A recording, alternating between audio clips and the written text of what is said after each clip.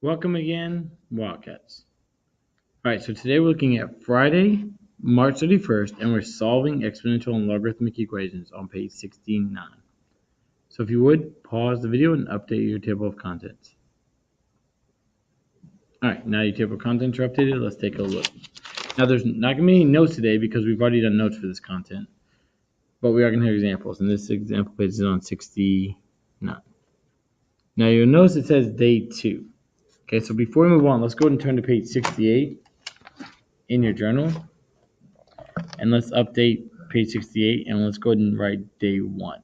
Okay, so we have 2 days of this. Day 1 was on Wednesday, day 2 is on Friday. All right, now that's updated. Now keep your journal open to page 68, but the notes, okay? All right, so let's look at example 1. Okay, I have page 68 open because I'm looking at methods. So I see that method 2 will be used, same base. So we know same bases, we know the exponents are equal. So you have x squared equals 16.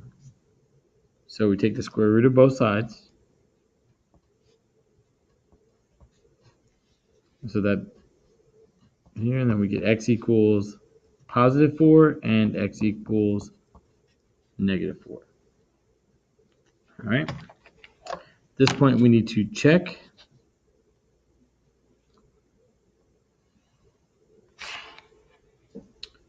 All right. And so then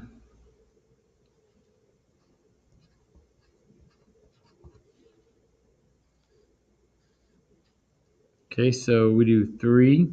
Let's check x equals 4. So that's 3 to the 4 squared equals 3 to the 16. Well, 4 squared is 16, so that's 3 to the 16 equals 3 to the 16. So that checks.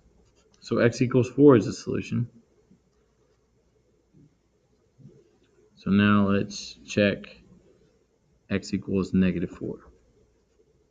So you get 3 to negative 4 squared equals 3 to the 16, which is 3 to the 16, which equals 3 to the 16.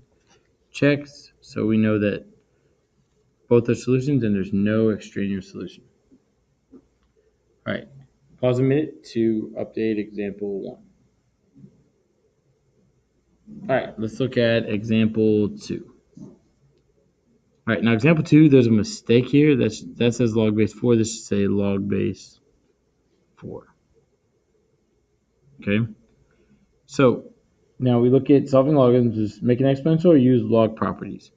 Okay, so we're going to use log properties. So we know plus, so it's going to be multiplication. So that's log base 4 of x minus 1 times 3x minus 1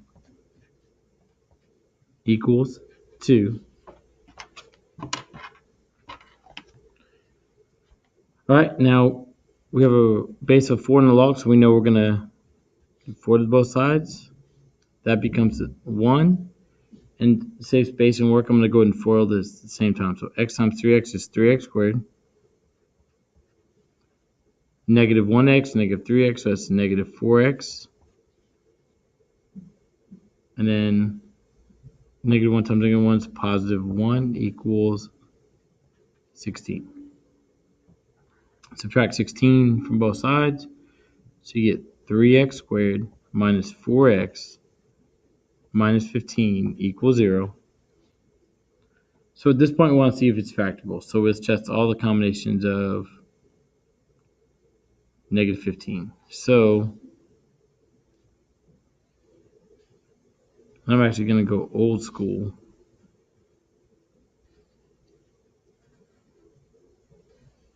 And do the box. Whoa, do the box. And the reason being is because we have the 3. So we know that this needs to be 3x and this needs to be 1x. We know our first term is 3x squared. And we know our last term is negative 15. And we know that the middle term needs to be negative 4. So I know I need all the combinations of negative 15. So 1 times negative 15. Okay, I'm pretty sure that's not going to work. I'm pretty sure you're not going to get negative 4. So let's try 2 doesn't work. 3 times negative 5. That could work. see, so let's try a positive 3 here and a negative 5 here. So that is a negative 5x, and then that is a 9x. So we get a positive 4, we want negative. But if we change it to positive 5 and a negative 3, then we'll get a positive 5 and a negative 9, which will give us negative 4. So this factors to be 3x plus 5 and x minus 3. Now at this point in the problem, I'm going to let you solve for x and then check, okay? I'm going to let you solve for x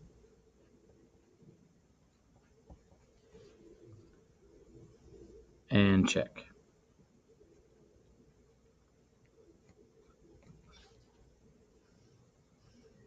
Okay, so go ahead and pause the video and then go ahead and finish example 2. All right, now assume you finished example 2, you've checked it out. If you have questions about it, I'll finish or go back over example 2 in class, okay? All right, let's look at example 3. All right, example 3. Okay, so we're looking at solving log. So we either make an exponent or use log properties. Okay, so I'm going to make an exponent because I know that the base is 9. Okay, so I'm going to raise both sides by 9. Make an exponent with 9. This becomes 1. You get x squared equals 9 to the 5th power, which is 59,049. Okay. Now at this point, you should be able to take the square root of both sides and get x equals and x equals. And if you need help, you can look at example 1. But I think you should be able to finish example 3. Okay, so again, pause the video a minute and finish example 3. All right, and again, if you want me to finish example 3 or go back over it, I can do that in class, okay? Let's look at example 4. Okay, so again, example 4 is actually almost identical to example 3, so I think you can try that one on your own, okay? All right, let's look at example 5. All right, so example 5, okay? For solving exponential, we can do a graphing, same base, take the log of both sides, all right? Well, I see a 4 and 8, so I'm thinking base 2, okay? So let's see if I can do that. So that'd be 2 squared, okay, equals 2 to the 3rd power.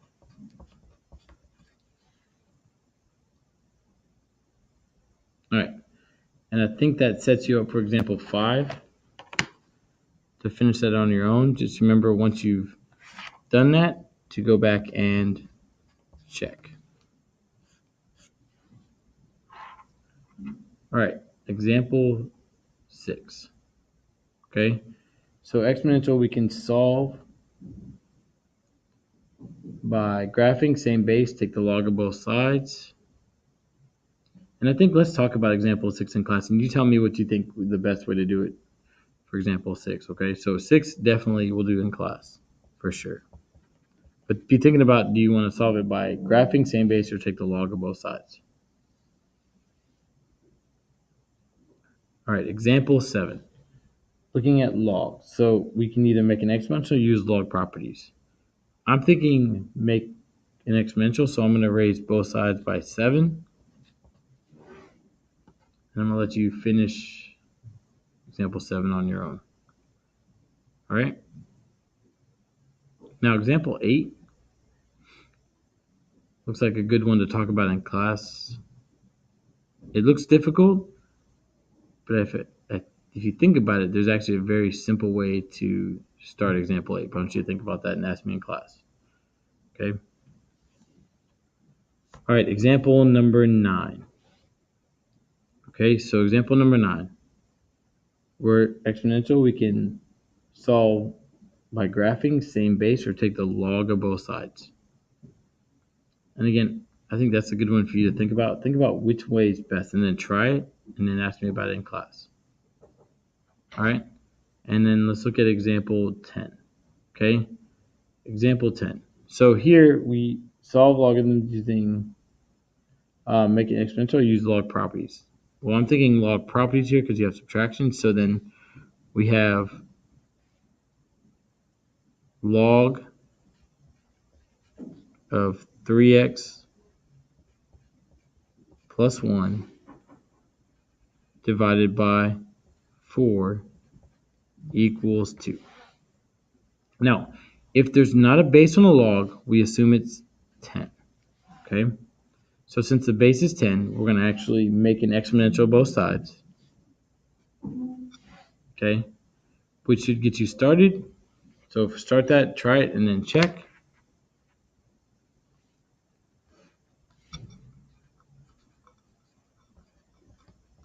All right, so that should get you started on some examples. And then basically on Friday when you come into class, we can go over any of the examples you need to, and you can ask questions and we can talk about it. All right, so with that, have a wonderful Wildcat weekday.